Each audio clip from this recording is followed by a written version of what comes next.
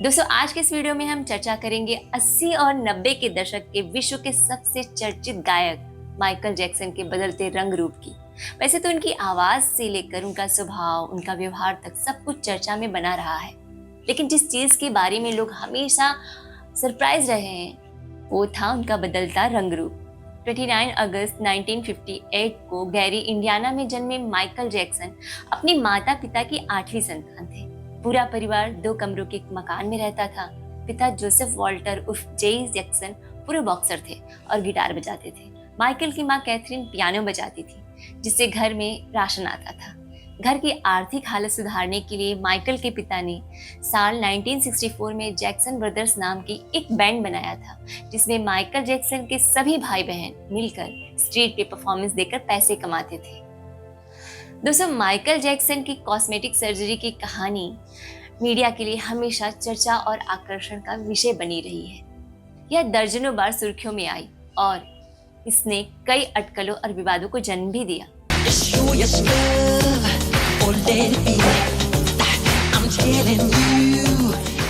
इन तमाम वर्षों में जैक्सन के चेहरे में एक स्पष्ट परिवर्तन देखने को मिला और सर्जरी की लिमिटेशन के बारे में अफवाहें फैलती रहीं।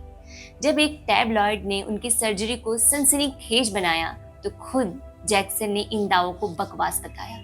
तो इन अटकलों के पीछे क्या है सच्चाई और माइकल जैक्सन ने वास्तव में कौन कौन सी सर्जरी करवाई? माइकल जैक्सन की प्लास्टिक सर्जरी की पहली ज्ञात प्रक्रिया 1979 में हुई थी, जब वह केवल 21 साल के थे। उस समय जैक्सन एक डांस का रिहर्सल कर रहे थे और बताया जाता है कि इस दौरान वो नाक के बल गिर पड़े। उनकी नाक की हड्डी टूट गई। चोट को ठीक करने के लिए सर्जरी की आवश्यकता थी और इसी दौरान जैक्सन ने अपनी पहली राइनोप्लास्टी करवाई। यह सर्जरी उसी समय हुई थी जब उनका सफल album of the wall release हुआ।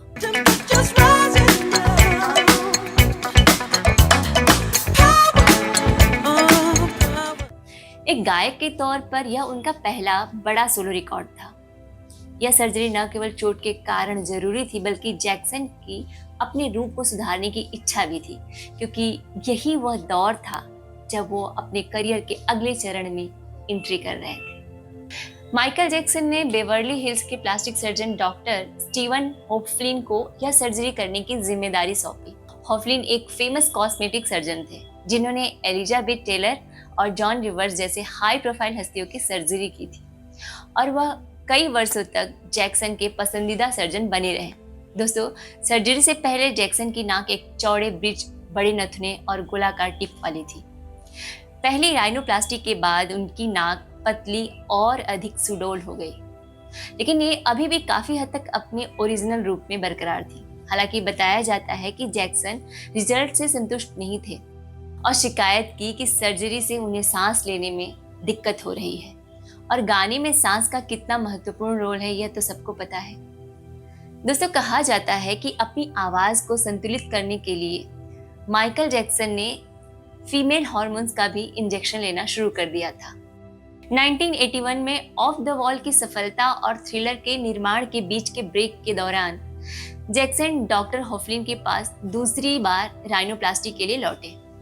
जैक्सन ने एक मीडिया इंटरव्यू में बताया था कि पहली सर्जरी उनकी उम्मीदों पर खरी नहीं उतरी, विशेष रूप से उनकी सांस लेने की क्षमता के मामले में। डॉक्टर होफलिन ने बताया कि कभी कभी राइनोप्लास्टी के लिए मनचाहे परिणाम पाने के लिए कई बार सर्जरी की आवश्यकता होती है, खास तौर पर जब कुछ विशेषताओं को फिर से आकार देना हो।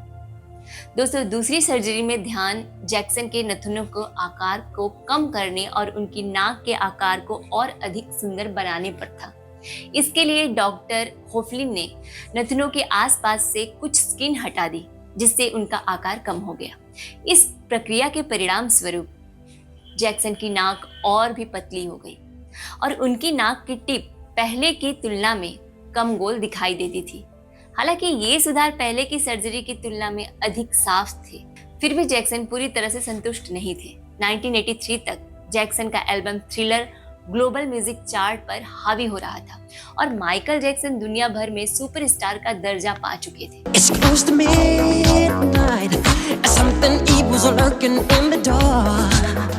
दोस्तों जैक्सन ने तीसरी बार राइनोप्लास्टी करवाई और इसके रिजल्ट उनके हिट गीत से के संगीत वीडियो में दिखाई दिए, जिससे वे पॉल मैकार्टनी के साथ थे। इस बार उनकी नाक में पहले की तुलना में अधिक इम्पोर्टेंट बदलाव हुए थे। उनके नथुने और छोटे हो गए और उनकी नाक की टिप और भी संकरी हो गई, जबकि उनकी साइड प्रोफाइल में एक हल्का उठाव दिखाई देने लगा।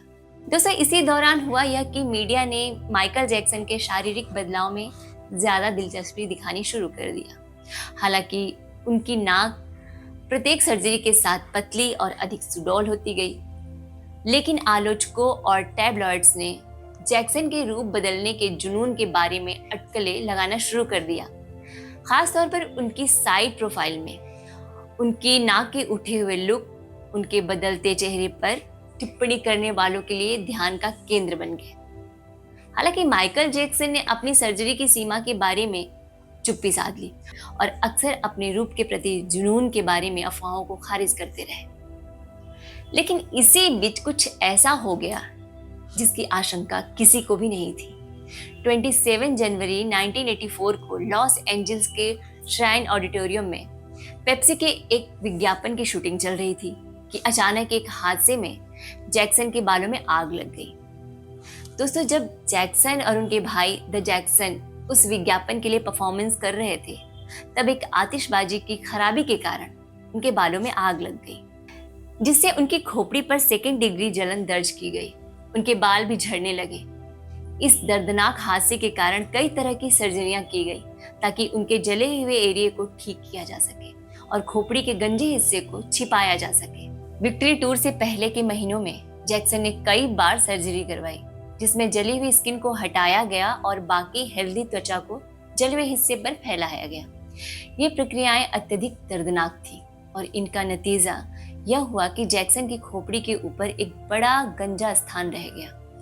इस समय के एक दुर्लभ घरेलू फुटेज में जैक्सन को नाक पर पट्टी और स्प्लिंट पहने हुए डांस की प्रैक्टिस करते हुए देखा गया, जिससे यह संकेत मिलता है कि हो सकता है उन्होंने जलने के दौरान नाक की एक और सर्जरी भी करवाई हो। 1984 की स्टार्टिंग में अपनी मां के जन्मदिन पे जश्न के दौरान जैक्सन को एक सूजी हुई नाक के साथ देखा गया, जिससे यह और अधिक क्लियर हो गया कि उन्होंने हाल ही में एक और राइनोप्लास्टी करवाई थी। विक्ट्री टूर शुरू होने तक जैक्सन की नाक और भी सुधरी हुई लग रही थी, लेकिन इसमें बहुत ज्यादा उठाव था, जिससे कई लोग अननेचुरल या अकाल्पनिक मानते थे। इस बड़े बदलाव ने और अधिक अफवाहों को जन्म दे दिया कि जैक्सन अपने आप को पूरी तरह बदल डालने के लिए जुनूनी हो गए थे। दोस्तों, 1980 के मध्य तक माइकल जैक्सन की नाक सार्वजनिक आकर्षण और चिंता का विषय बन गई थी। 6 मई 1986 को जैक्सन ने एक पेप्सी प्रेस कॉन्फ्रेंस में धूप का चश्मा पहना था, जिसे कई लोगों ने उनके चेहरे को छिपाने के लिए माना। जब तस्वीरें सामने आई तो यह क्लियर हो गया था कि उनकी नाक असामान्य और टूटने की स्थिति में थी। इसी समय के आसपास जैक्सन को सर्जिकल मास्क पहने देखा गया, जिससे और भी अफवाहें फैल गई कि वे अपने चेहरे की अन्य सर्जरी को छिपा रहे हैं।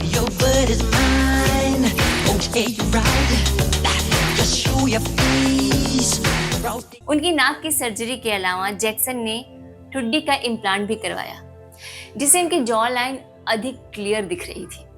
उनकी ऑटोप्सी में यह पुष्टि की गई थी कि उनके ठुड्डी के नीचे 2 चीरे का निशान था, जो ठुड्डी के सुधार का संकेत देते हैं। यह नया लुक, जिसमें उनकी बदलती हुई नाक, शार्प जॉ लाइन और ठुड्डी का डिंपल शामिल था, उनके बैड एल्बम के प्रचार के दौरान विशेष रूप से स्पष्ट था। इसके परिणाम स्वरूप मीडिया ने जैक्सन की उपस्थिति पर और अधिक ध्यान देना शुरू कर दिया। पेप्सी दुर्घटना से उनकी खोपड़ी के जलन के बाद की सर्जरी के बावजूद माइकल जैक्सन 1980 के उत्तरार्ध और 1990 के दशक में बालों के झड़ने से जूझते रहे। गंजे स्थान को अस्थायी रूप से ठीक करने के प्रयास में जैक्सन ने एक उन्नत उपचार करवाया, जिसे टिश्यू एक्सपेंशन कहा जाता है। इसमें प्रभावित क्षेत्र के आसपास की स्किन के नीचे छोटे गुब्बारे प्रत्यारोपित किए गए, जिन्हें धीरे धीरे फुलाकर त्वचा को फैलाया गया।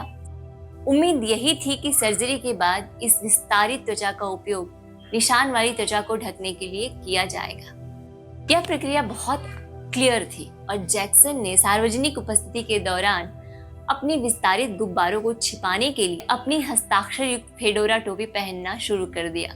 दोस्तों, 1993 के बसंत के दौरान जब जैक्सन जॉर्डन चैंडलर के साथ सार्वजनिक रूप से दिखे तब भी वे टोपी पहने हुए थे। जॉर्डन ने कहा कि जैक्सन सोते समय भी टोपी पहनते थे। दुर्भाग्य से टिश्यू एक्सपेंशन का उपचार अच्छे रिजल्ट नहीं दे सका और जैक्सन को अपनी खोपड़ी को ढकने के लिए विग और एयर पीस का सहारा लेना पड़ा। My life will never be the same. 'Cause girl, you came and changed the way. दोस्तों, बाद के वर्षों में उन्होंने अपने हेयर लाइन की उपस्थिति को छुपाने के लिए अर्धस्थायी टैटू का भी उपयोग किया, जिससे उनके कॉस्मेटिक प्रक्रियाओं की सूची और भी लंबी हो गई। 1990 के दशक के अंत और 2000 के दशक की स्टार्टिंग तक जैक्सन की नाक की समस्याएं गंभीर हो गई थी। उनकी बार बार की गई सर्जरियों ने उनकी नाक की संरचना को गंभीर रूप से क्षतिग्रस्त कर दिया था।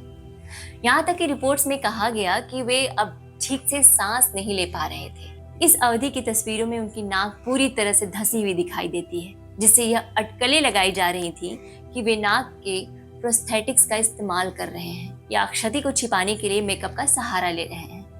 माइकल के मेकअप आर्टिस्ट करीन फे ने खुलासा किया कि यू रॉक माई वर्ल्ड के संगीत वीडियो की शूटिंग के दौरान जैक्सन से कहा गया कि वे अपनी स्किन को गहरा करें और नाक का प्रोस्थेटिक पहने।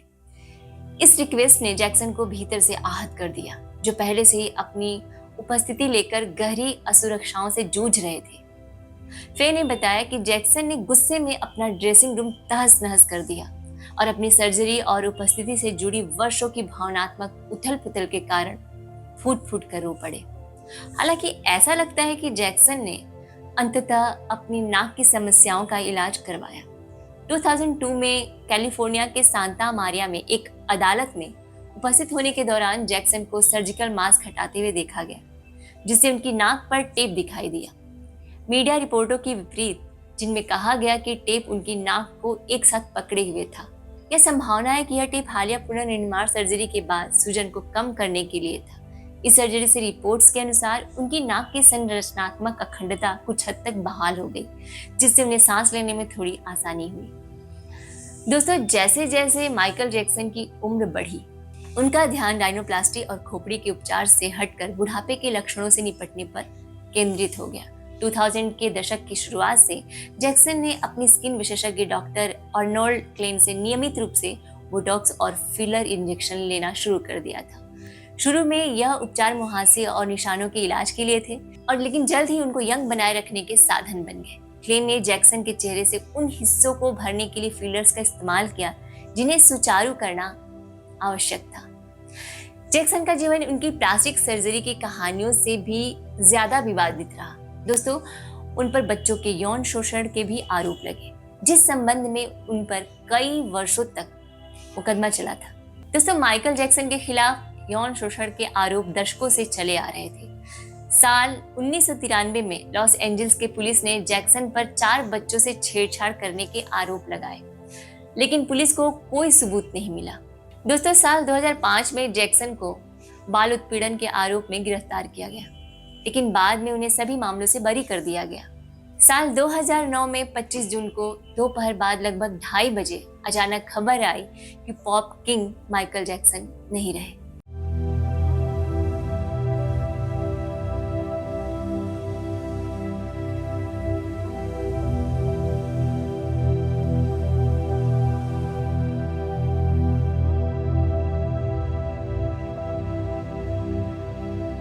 यह खबर जिसने भी सुनी वह सन्न रह गया।